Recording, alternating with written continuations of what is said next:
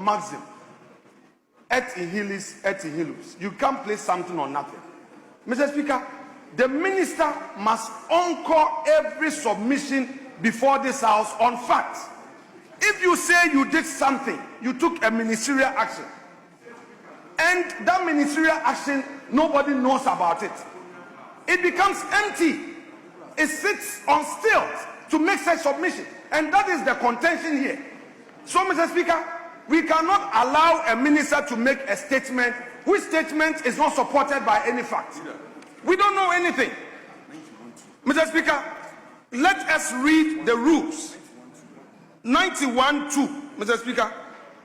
A minister of state may make a statement of government policy, and the statement shall be limited to facts which are necessary to be made known to the House. Mr. Speaker, my argument, the prayer before you, is that the facts upon which he makes his submission are unknown. He didn't state those facts. If indeed the government are taking certain actions, what are those actions? Did you brief the House? Did you tell the public that there will be torrential rainfall in June? You've been warned by Accra Metro.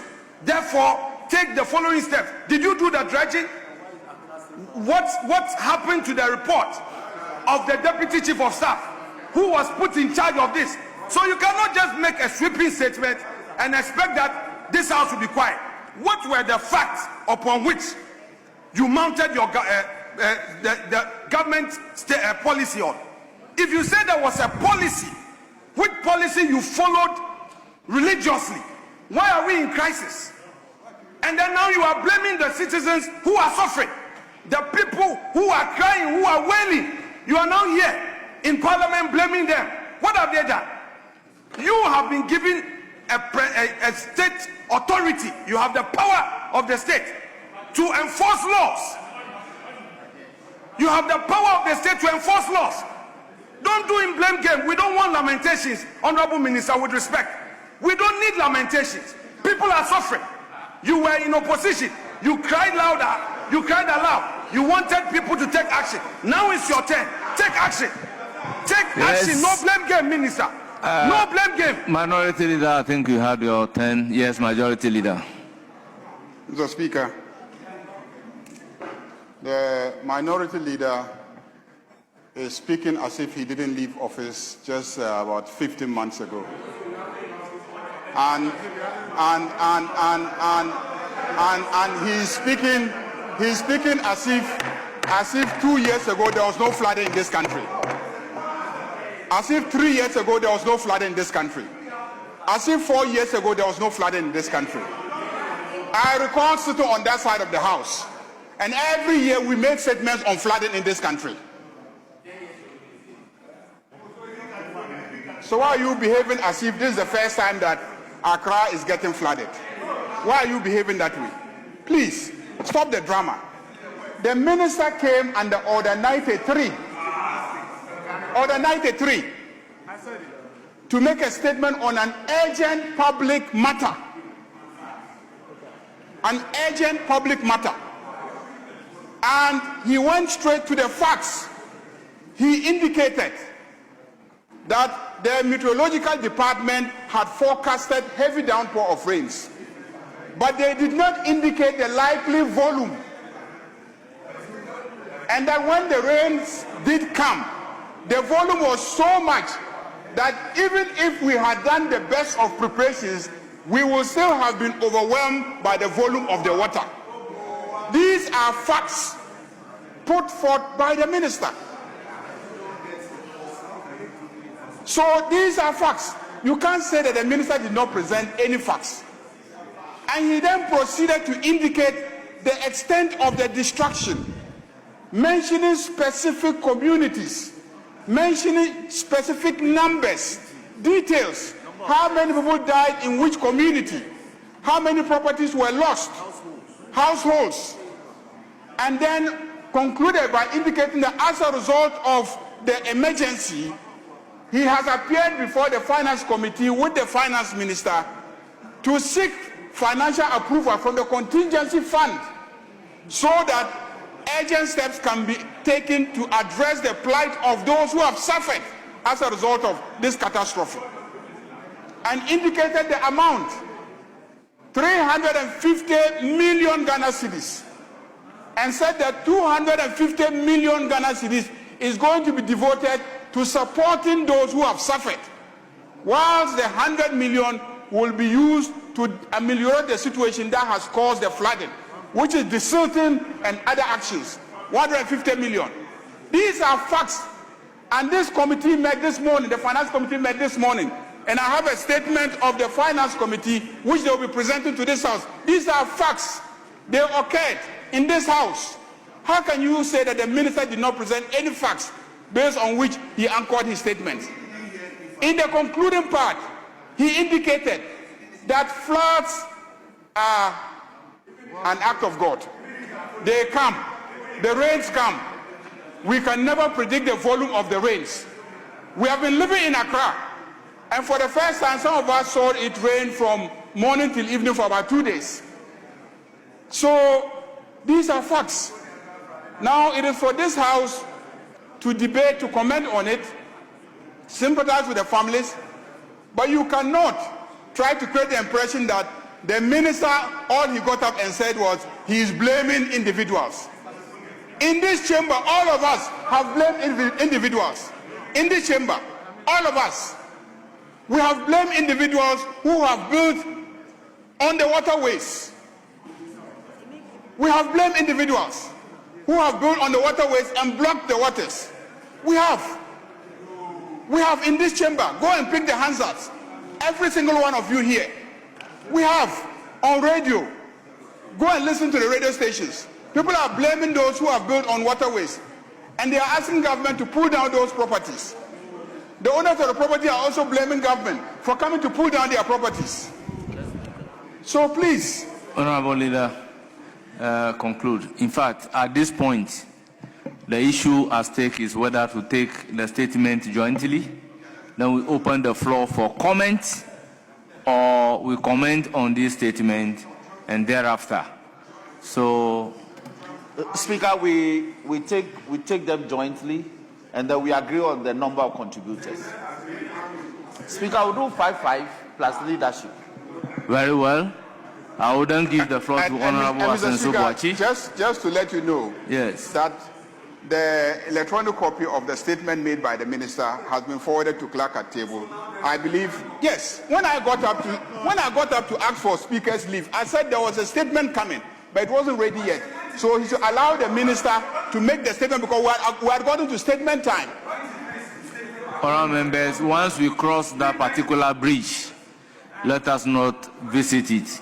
I will then proceed to give the floor to Honourable Afenyo Boachi. You have to 5.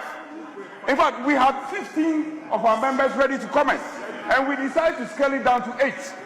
And if it is your decision, if I may conclude. Yes. You're a fan of interrupting your friend. If I may conclude, 5, let's up it a bit to 6, at least 6, and then leadership will conclude. Honourable Whip, what I'm saying is that 5 here, with leaders making 6. Speaker, I'm not sure this your call will find favor with the people of this country. Well, the people of this country will be happy. The people of Agbogloshi will not be happy with you. They will be happy, people will not be happy with you. When we get to the other business to be taken. Speaker, they will not be happy with you. Choco people will not be happy with you. Their homes are flooded. They will not be happy with you. Akachi, Central Region. The deputy leader just returned, and he has recorded about 4 deaths. Western Region will not be happy with you. Central Region will not be happy with you. Honorable Minority Chief Whip, I take a great exception of you inciting Ghanaians against me. I take a great exception to that. I will not incite Ghanaians against you. I'm telling you, I take a great exception to that. Oh, Speaker, I'm sorry if that. Kindly resume your seat. Please, I'm sorry. Please resume your seat. Honourable members, before yes, Majority Leader. Mr. Speaker, Mr.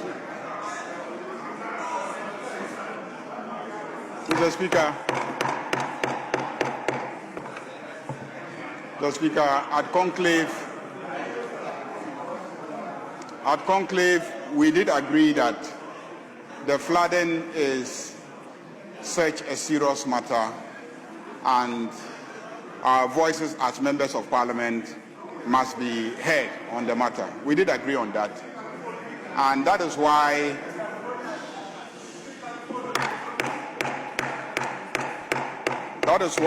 we admitted 3 statements on the matter this morning. The Interior Minister and then the 2 honorable colleagues who have made a statement. In fact, there's a 3rd statement. There's a 4th statement, and that is a statement by the chairman of the Finance Committee to report to this House the approval of a sum of 350 million Ghana cedis to deal with the consequences of the flood. So that's the 4th statement. So I was going to plead with you that instead of us commencing commentary on the statements, let's allow the chairman of the Finance Committee to read that statement, which is just a 1-page statement. The committee met this morning. They deliberated on the matter, and I thought that they should report to this House so that we can take that on board in our commentary. Leader, that will come under a different constitutional imperative. So we cannot make it part of. Very well. Speaker. Minority Chief Whip, I have given a clear direction on this issue. Do you have a contrary view? From what I've said? Your direction is sacrosanct, and I want to go by your direction. Very well. Except to add, we as representatives of the people, we are here because of the power, the thumb of the people. Speaker, the minister gave us some strange statistics. 7,760 plus household displaced. Minority Chief Whip, with all due respect, when you have your turn to comment, you may do so. I want to make this point. I plead with you. Earlier Honorable Minority Chief Whip, I plead with you. I plead with you. You have your turn to comment on the statement. We cannot be here. Honorable Minority Chief Whip. Lives have been lost. Honorable Minority Chief Whip. Lives have been lost. Houses have been Honorable displaced. Minority Chief Whip, take guidance. Honorable Anodon Prem, take guidance. Please, you are out of order. Yes, but I have to make my point. You are out of order. House have been displaced. You are out of order. Please resume your seat. People have died. Please resume your seat. Why? Honorable Minority Chief Whip, please.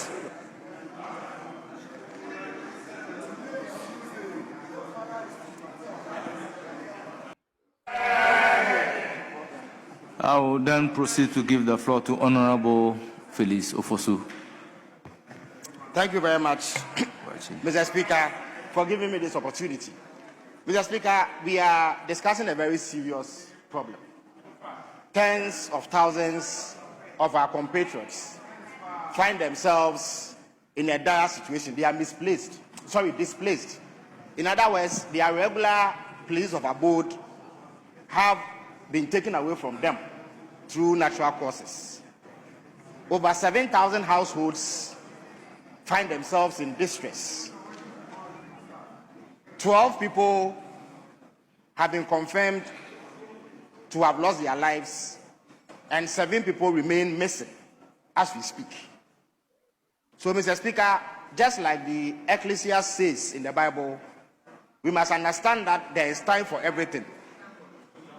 This is not the time for misguided politicking and vacuous political rhetoric intended to achieve political ends, short-term sectarian ends.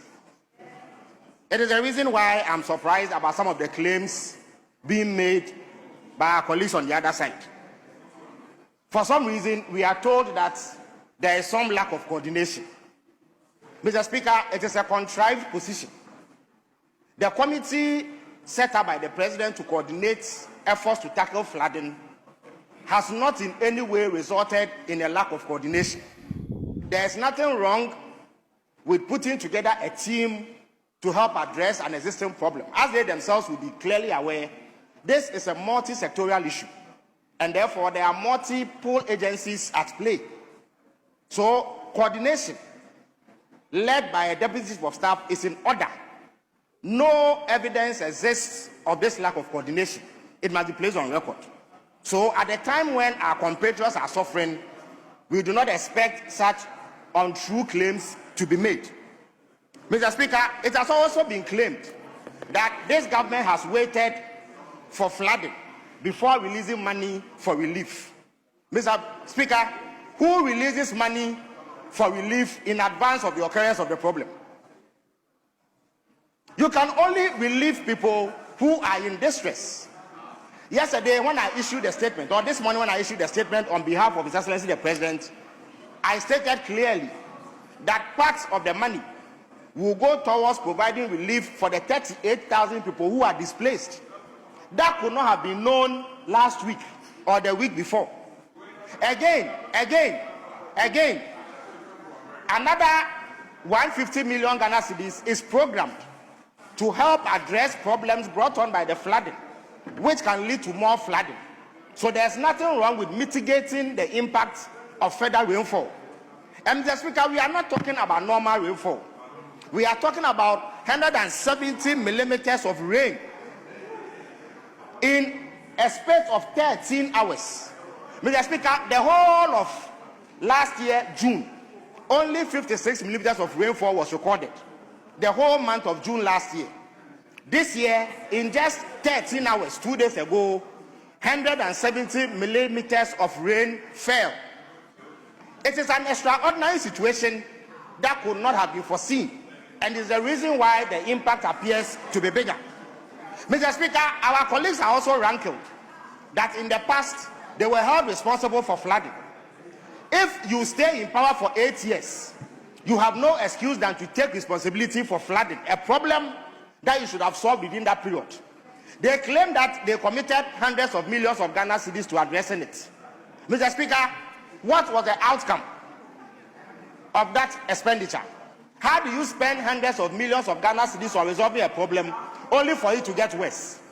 It means that the money was either not properly utilized or the wrong approach was adopted. So every Ghanaian citizen has the right to carpet you and criticize you for failure after 8 years. Nobody is going to give you a bouquet of flowers. We won't pour gold, frankincense, or myrrh on you for failing within 8 years to address the problem. But President Mahama has agreed that it is his responsibility as president to address this problem. And therefore, he is going to take steps, very drastic steps, to address it. We just need to give him our support and a bit of time to address the issue comprehensively, as he intends to do. That really is the tone that we should be adopting in this discussion, and not the usual grandstanding that we engage in. Nobody expects that a decades-old problem will be addressed within 1.5 years. It is not a full expectation to have. In light of the resources required. I think your time is up. Your time is up. It's now the 10.